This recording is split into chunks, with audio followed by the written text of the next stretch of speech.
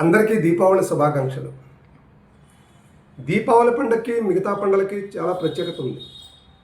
ఇది వెలుగుల పండగ.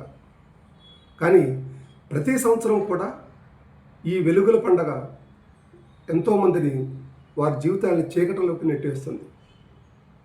ఒక్క క్షణం నిర్లక్ష్యం, ఒక క్షణం అజాగ్రత్త వల్ల ఎంతోమంది జీవితాలు అంధకారంలోకి వెళ్ళిపోతున్నాయి.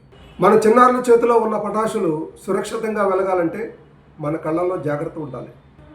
చిన్నారులు పటాసులు వెలిగించేటప్పుడు పెద్దల దగ్గర ఉండి జాగ్రత్త తీసుకోండి.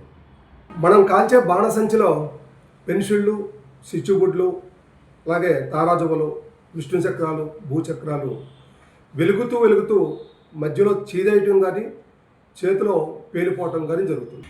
ముఖ్యంగా ఇలాంటి పెన్సిళ్ళు వెలిగించేటప్పుడు చాలా జాగ్రత్త వహించాలి. కళ్ళకి ఇలా దూరంగా పెట్టి వెలిగించి ఒక్కొక్కసారి ఫ్రంట్ వెలిగిస్తే బ్యాక్ని చీదేస్తుంది, దానివల్ల చేతికి గాయాలు అవుతాయి. అలాగే కాలకుండా మిగిలిపోయినటువంటి ఏ వస్తువైనా కూడా మళ్ళా దాన్ని తిరిగి వెలిగించడానికి ప్రయత్నం చేయకండి. అది పేలే ప్రమాదం ఉంది, గాయాలు అవుతారు. మన దీపావళి సంతోష దీపావళి కావాలి, కన్నీటి దీపావళి కాదు. ఈ సంవత్సరం సురక్షిత దీపావళి జరుపుకుందాం. మన కోసం, మన కుటుంబం కోసం, మన సమాజం కోసం. మీ పరమహంస SI2 నిడదవోలు టౌన్.